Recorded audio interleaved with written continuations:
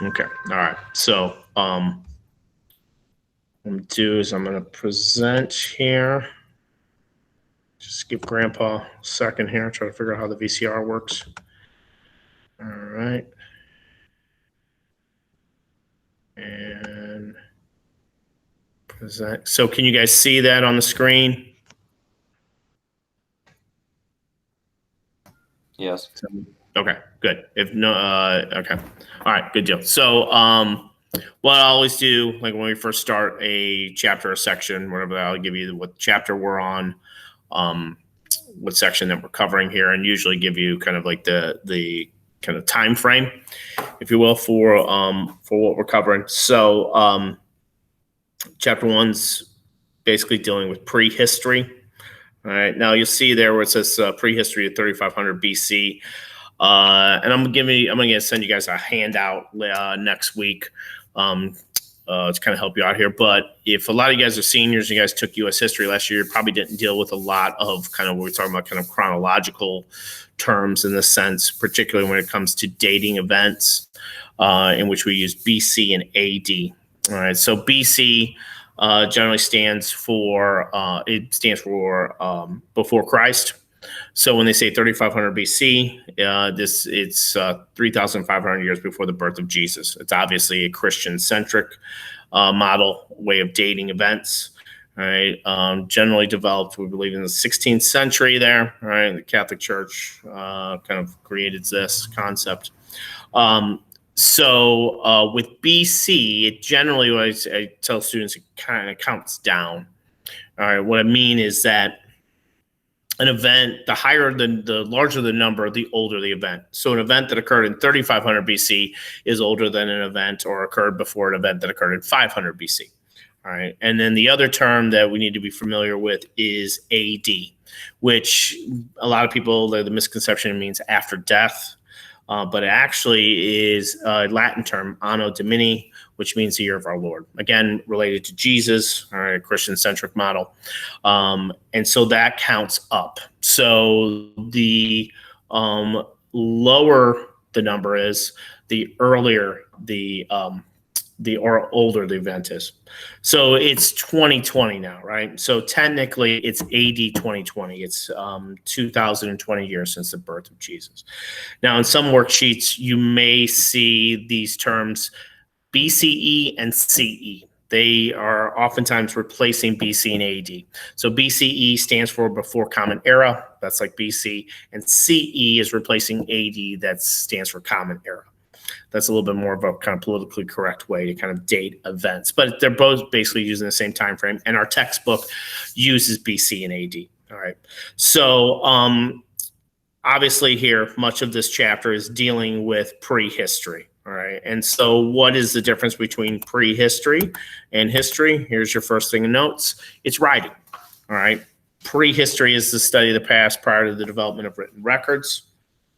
All right. History is, well, not solely, but relies heavily on kind of like studying the past based on written evidence and such. So when you guys took U.S. history last year, it's like we'd kind of get a more kind of fuller story, if you will, because we're basing a lot of the information on either people's primary sources that they're writing or what people write about certain events or certain people. So we have a more of an insight on what the Founding Fathers had in mind when they wrote the Declaration of Independence, right? We know that their intention was to create a new country, right? Or when the Emancipation Proclamation was issued, the idea of freeing slaves and such, all right?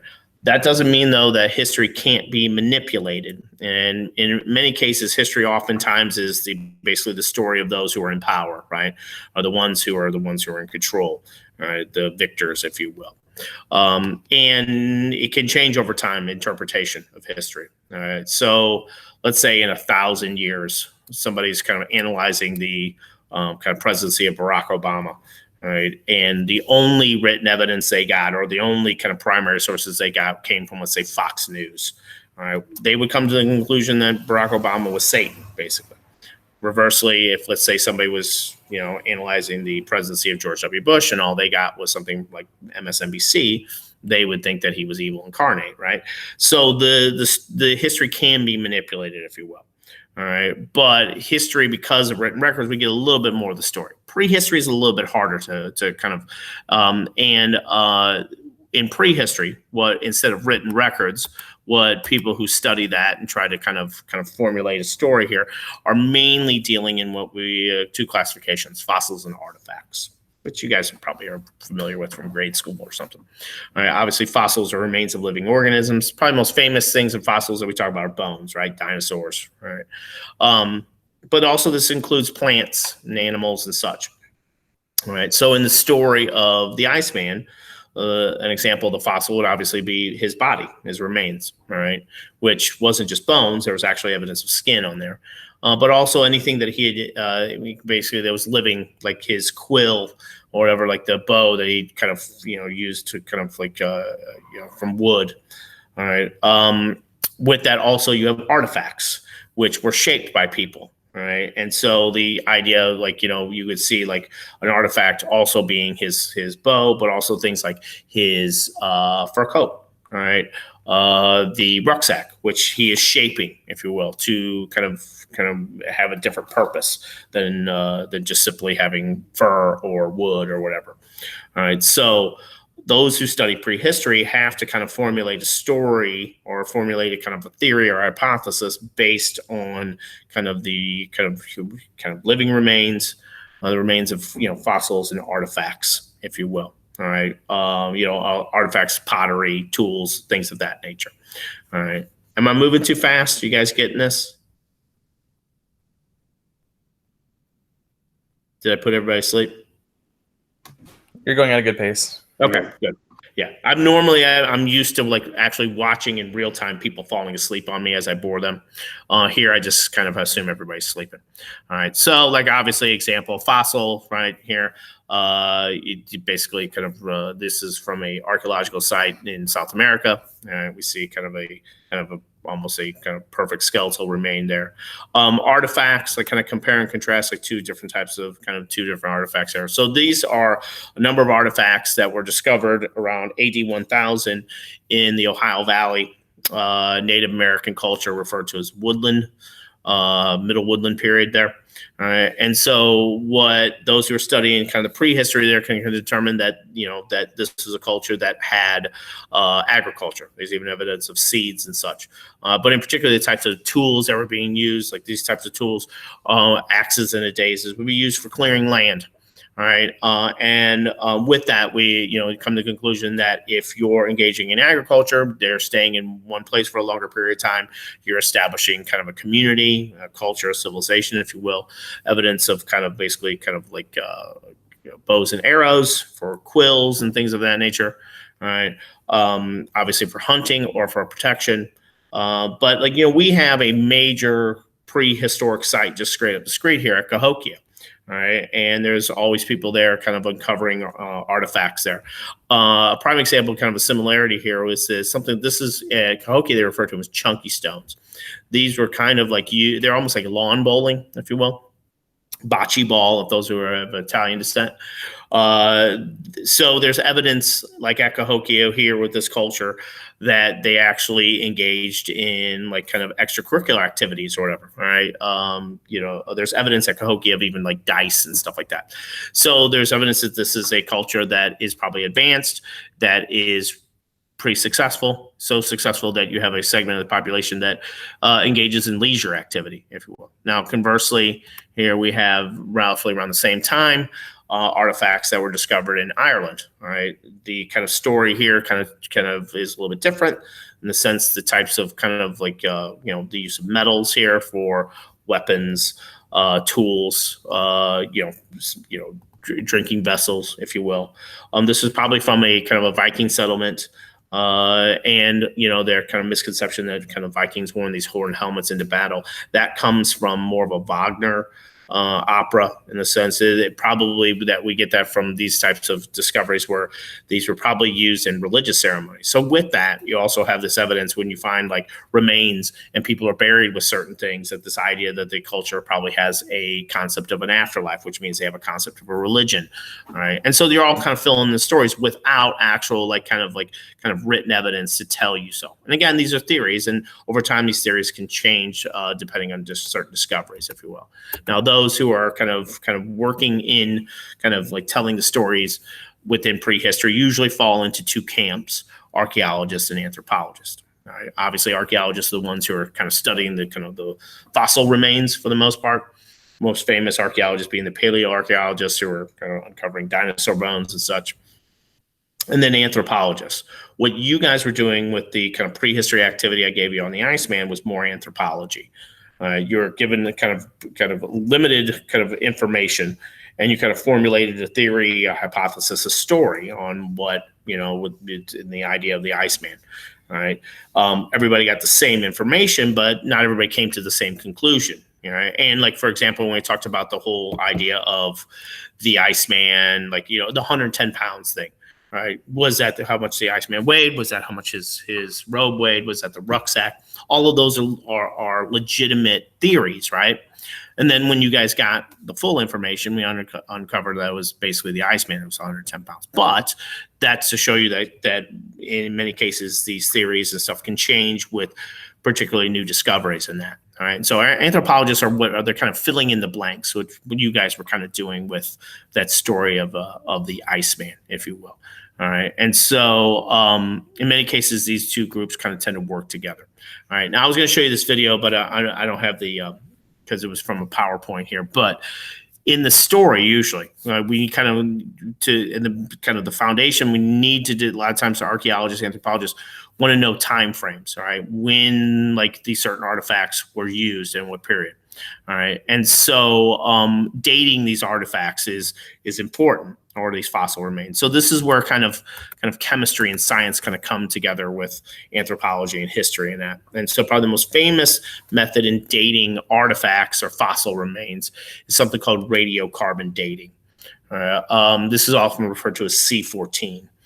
This was credited to a guy named Willard Libby, who was a professor at the University of Chicago in the late 40s. They actually worked on the Manhattan Project. And Libby came to the determination that every living organism, once they cease to exist, the carbon-14 starts to decay. All right. So the less carbon-14 that is in a artifact or a fossil remain, the older it is. All right. And so Libby, the first thing that they determined the age of using radiocarbon dating was a ship that was discovered in Egypt. And so they determined that it was around between 1700 and 1500 BC, which is roughly around what they call the New Kingdom period in ancient Egypt. All right. And so the video that I would have showed you, they used radiocarbon dating to determine how old a mummy that was uncovered in Peru was. All right. There was a young girl that was mummified. The culture, the Cheribaya, who predate the Inca, would mummify their dead, and they would bury with them certain things to take with them.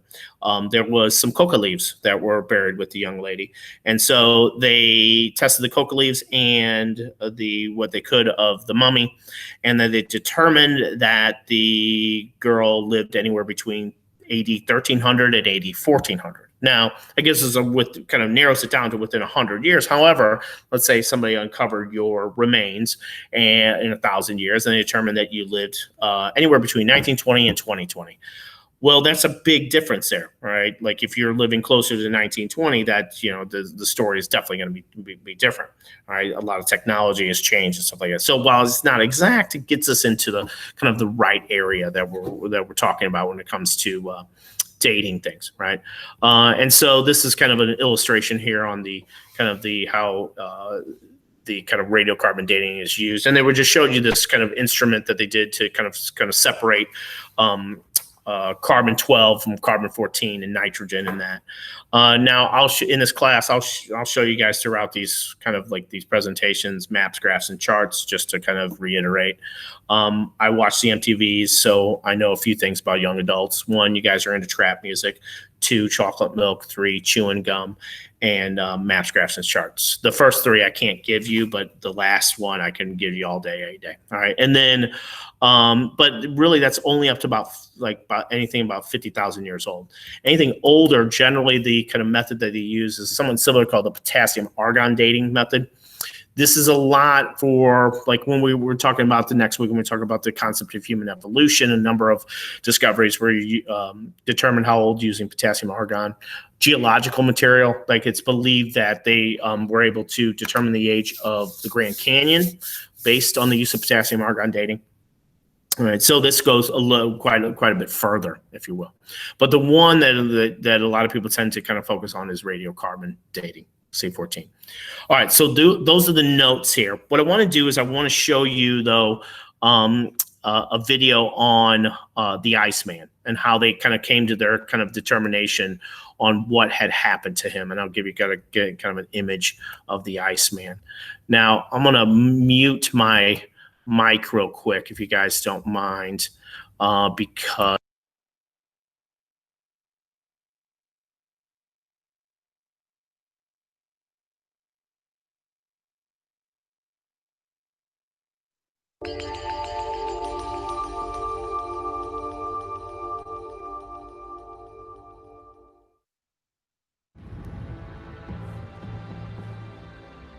prehistoric people had no cities, central governments, or systems of writing. This makes it especially difficult for us to learn about how they lived. Without written records, scientists must depend on other evidence to learn about the prehistoric past. Usually they work with artifacts like tools and pottery. But in 1991, they got a lucky break. Hikers in the Alps stumbled on the body of a man, mummified and frozen, melting out of the ice. But this wasn't the body of one of the hikers who go missing every year in this alpine region. This was a man who had died more than 5,000 years ago. He's the oldest human mummy ever found, a man 5,300 years old. Scientists call him Ötzi, or the Iceman. An arrowhead lodged in the Iceman's back suggested that he was murdered. Ötzi was an immediate archaeological sensation. Research teams eagerly studied both the mummy and his incredibly well-preserved gear. Next check now. A copper axe, an unstrung bow with a quiver of arrows, a flint knife, leather shoes, a woven grass cloak, and goatskin leggings. Could these remains tell them who he was, how he lived, and why he died up here in the mountains? Many researchers thought that Ötzi must have been an alpine shepherd, leading goats and sheep to high-altitude pastures in the summer. Shepherds today still herd livestock along the same path where Ötzi was found. If Ötzi was a shepherd, perhaps he was murdered for his sheep. Anthropologists Hans Platzgummer and Sylvia Reinhardt and archaeologist Anna Pedrotti decided to test this theory. They started by making an exact duplicate of Ötzi's clothes.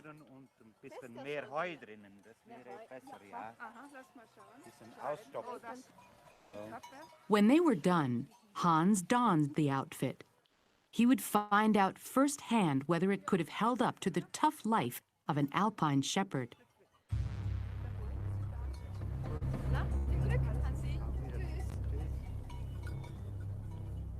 As Hans set off up the mountain on foot, Sylvia and Anna took an easier route by helicopter.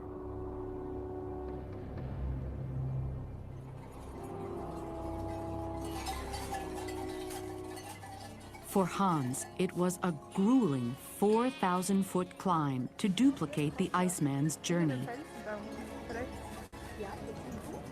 From the mountaintop, Sylvia and Anna could see that Hans was having trouble.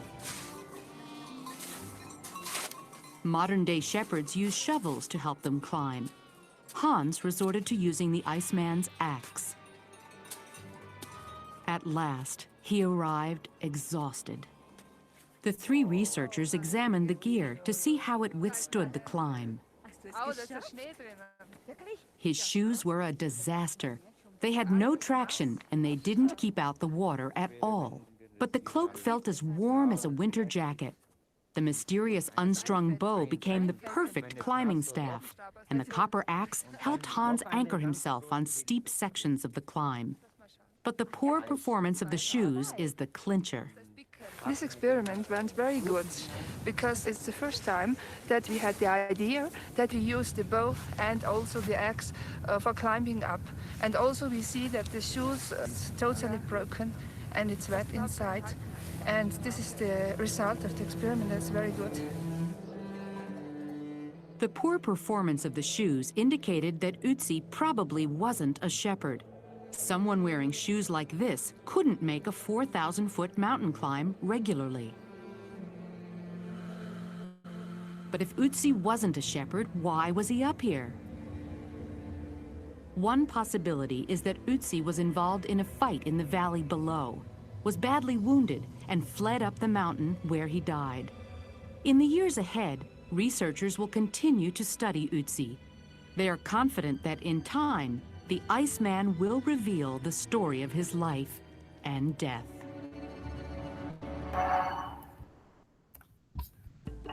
The Iceman was an important archaeological find because... So this is what he looks like when he was uncovered in 91.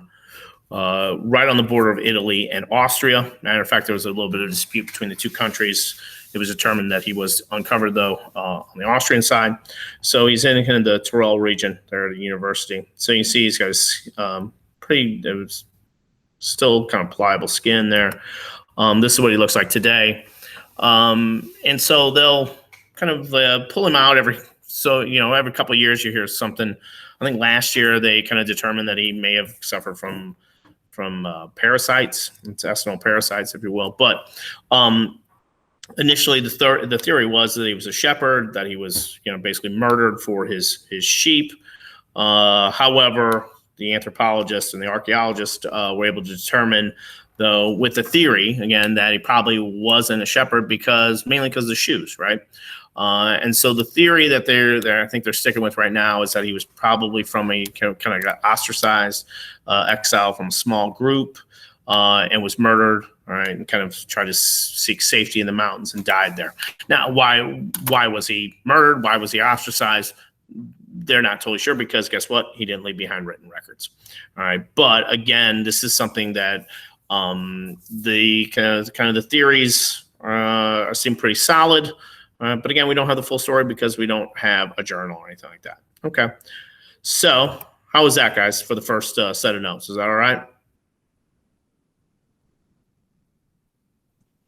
Yeah. Yeah, it was all right. It was okay.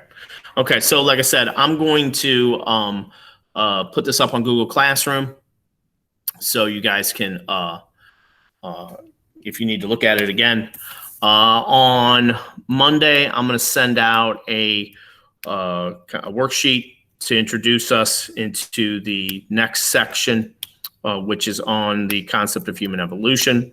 I'm not going to give you guys anything on Tuesday, and then we'll meet back up on Wednesday for notes like this again. All right. You guys cool with that? Fair enough. Okay. All right. Well, if you don't have any questions, everybody have a good weekend, and I will see you on Wednesday.